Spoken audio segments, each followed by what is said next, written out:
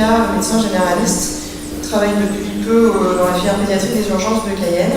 Et donc là, je voulais vous présenter mon sujet de thèse, qui était un état des lieux de la prise en charge de la mort inattendue du nourrisson en Guyane par une étude rétrospective de 2006 à 2016.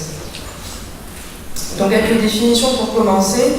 La mort inattendue du nourrisson, c'est une mort survenant brutalement chez un nourrisson de moins de 2 ans, alors que rien dans ses antécédents connus ne pouvait le laisser prévoir. Il faut la distinguer de la mort subite du nourrisson, qui est finalement plus souvent utilisée, plus communément utilisée, qui en fait est une mine qui est non expliquée par l'histoire des faits, ni par les investigations post-mortem, qui doivent systématiquement comprendre, dans ce cas, une autopsie. En France, il existe 37 centres de référence pour la prise en charge de la mort inattendue du nourrisson. Il y a un centre en Martinique, il n'y en a pas en Guyane ni en Guadeloupe. Et la HAS a publié en 2007 des recommandations de prise en charge. Donc je ne vous fais pas l'affront de vous rappeler la géographie guyanaise, juste préciser ce qui va entrer en jeu dans le problème de la mort inattendue du nourrisson au niveau de la géographie guyanaise, c'est le problème de l'accès aux soins. Donc on a 3 centres hospitaliers sur le littoral et tout le reste de la population, principalement sur les 2 fleuves frontaliers, avec un accès uniquement héliporté ou par voie fluviale. Aucune donnée n'est disponible sur la mine en Guyane, aucune étude a été faite à ce sujet. Donc l'objectif principal, c'était de décrire la prise en charge médicale et médico-légale en cas de mine en Guyane, afin dans un second temps de pouvoir proposer un protocole qui soit adapté aux particularités départementales, tant géographiques qu'épidémiologiques. Donc l'étude était une étude rétrospective, observationnelle, multicentrique, puisqu'elle a concerné les 3 centres hospitaliers, de Cayenne, Kourou, Saint-Laurent-du-Maroni, ainsi que tous les centres de santé. Elle s'est déroulée donc du 1er janvier 2006 au 31 décembre 2016. Les critères d'inclusion, c'était tous les nourrissons de 0 à 2 ans qui étaient décédés de mine entre le 1er janvier 2006 et le 31 décembre 2016. Nous n'avons pas inclus les nourrissons qui étaient domiciliés en Guyane mais décédés en dehors du département, ni les nourrissons morts-nés ou décédés le jour de la naissance. Et nous avons ensuite exclu les décès de causes qui étaient d'emblée évidentes, les décès après plus de 24 heures de prise en charge médicale ou en cas d'absence de dossier médical reçu. Donc les actes de décès de l'état civil ont été récoltés auprès des mairies des 22 communes de Guyane. Ensuite, nous avons consulté les dossiers médicaux correspondants, donc les dossiers hospitaliers des 3 centres hospitaliers de Guyane, les dossiers d'unités médico-judiciaires et les dossiers des centres de santé. Donc à partir de ces actes de décès, nous avons récolté 1170 actes de décès. Nous n'avons pas inclus 234 décès qui étaient des décès chez des enfants de plus de 2 ans ou des décès en dehors de la Guyane. Donc nous avions ensuite 936 décès. Nous avons exclu 881 décès qui étaient des décès de complications néonatales d'une cause d'emblée identifiée ou en l'absence d'informations sur le décès dans le dossier ou en l'absence de dossier. Donc nous avons pu faire une analyse des caractéristiques démographiques et de la prise en charge hospitalière pour 55 décès. Et nous avons été obligés secondairement d'exclure 4 dossiers pour lesquels nous n'avons pas d'informations sur la prise en charge hospitalière. Donc nous avons pu faire une analyse de la prise en charge dans un établissement de soins pour 51 décès. Les caractéristiques démographiques et le lieu du décès, donc le sexe ratio homme-femme était de 1,5.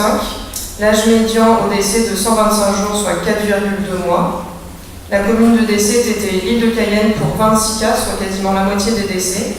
Une autre commune du littoral pour 16 cas et une commune de l'intérieur pour 13 cas. Donc sur la figure, on peut voir la répartition des nourrissons en fonction du lieu du décès.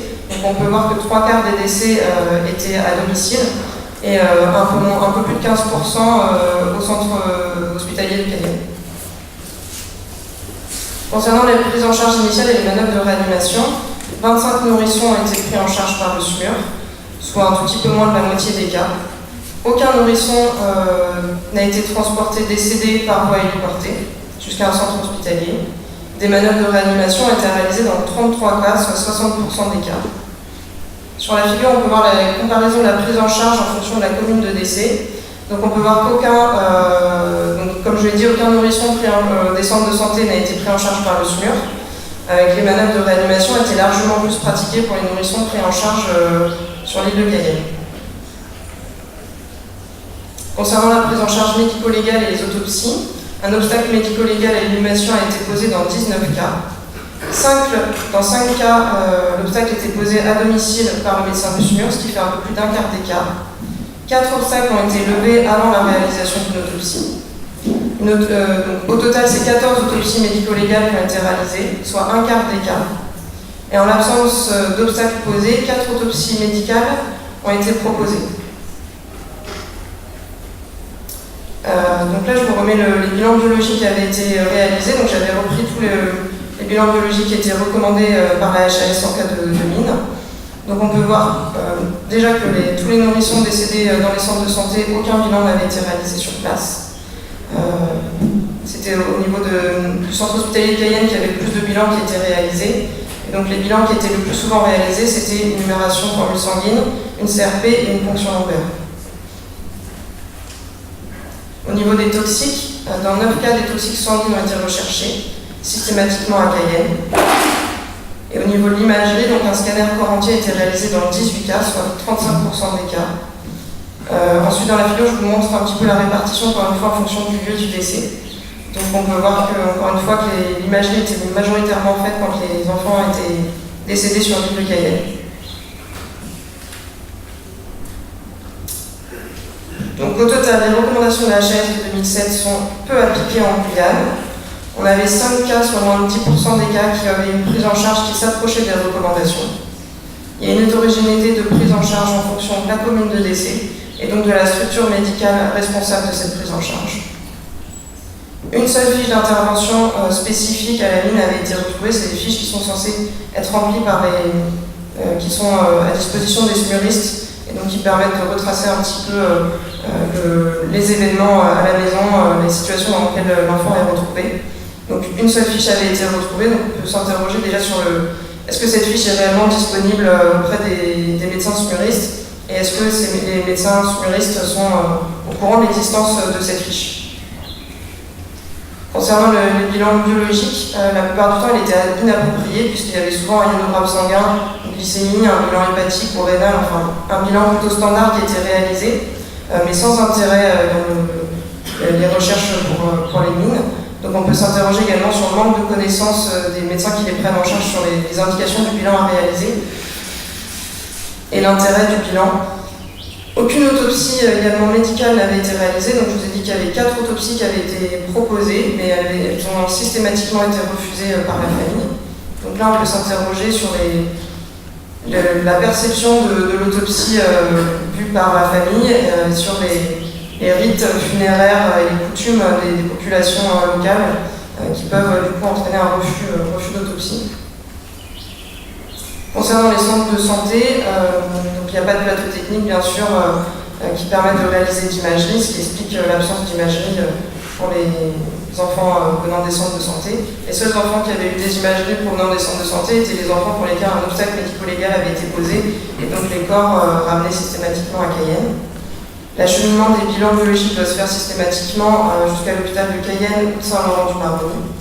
Donc ce qui entraîne des difficultés puisqu'il faut que les bilans soient acheminés, donc ça entraîne un problème de logistique et de conservation des prélèvements.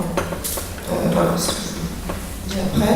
Donc les forces et les faiblesses de cette étude, donc c'est la première étude sur le sujet en Guyane. Le but c'était de faire une base de travail pour élaborer un protocole qui soit adapté au département. Par contre, cette étude elle manque de puissance statistique puisque les effectifs étaient faibles malgré une étude sur 11 ans. C'était une étude rétrospective, donc avec un manque d'exhaustivité. Beaucoup de dossiers n'ont pas pu être retrouvés ni analysés.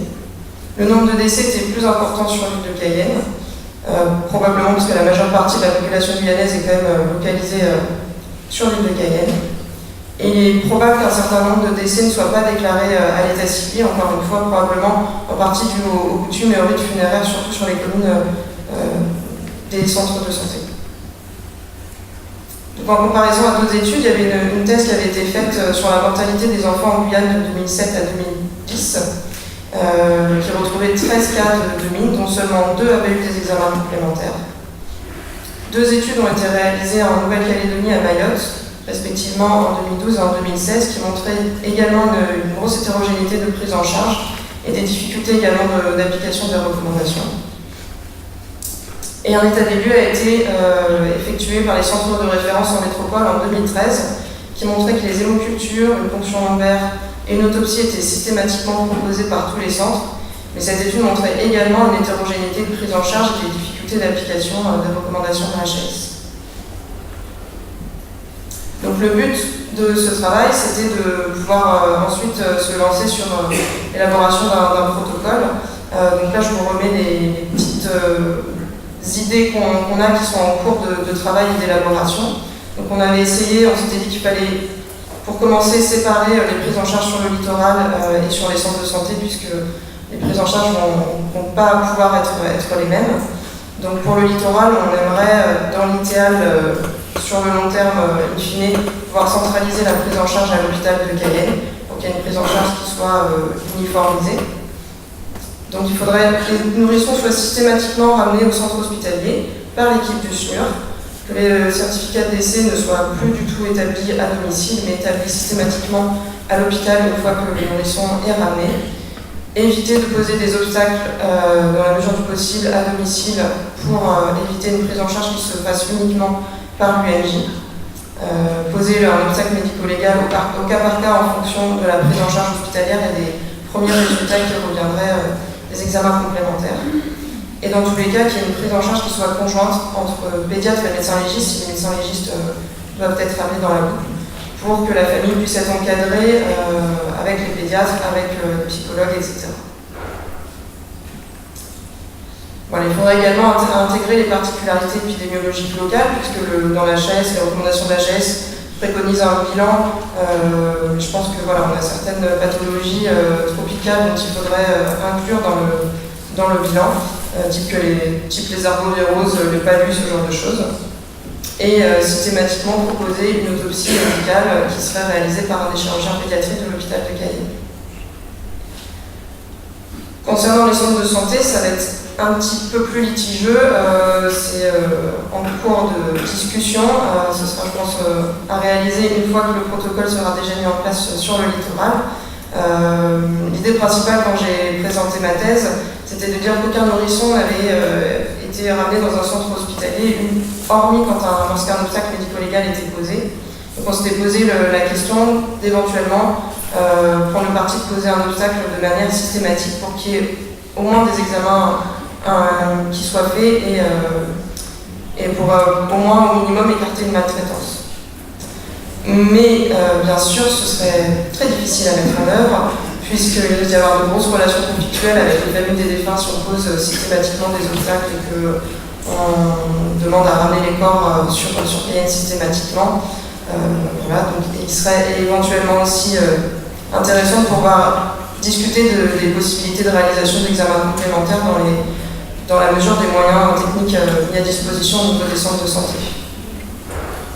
Il faudra bien sûr également systématiquement que les pédiatres de l'hôpital de Cayenne soient mis au courant de ces situations au centre de santé pour pouvoir que les parents et la famille soient revus lors des missions pédiatriques sur les centres de santé.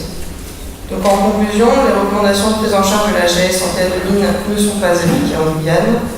Une grosse difficulté d'accès aux soins qui est un frein majeur à une prise en charge efficace et adaptée. Donc il faut se poser la question de l'intérêt de créer un centre de référence pour les mines en Guyane afin d'optimiser la prise en charge, d'homogénéiser les pratiques, de les améliorer, compte tenu d'autant plus du turnover médical important qu'il y a en Guyane. Voilà, je vous remercie de votre attention.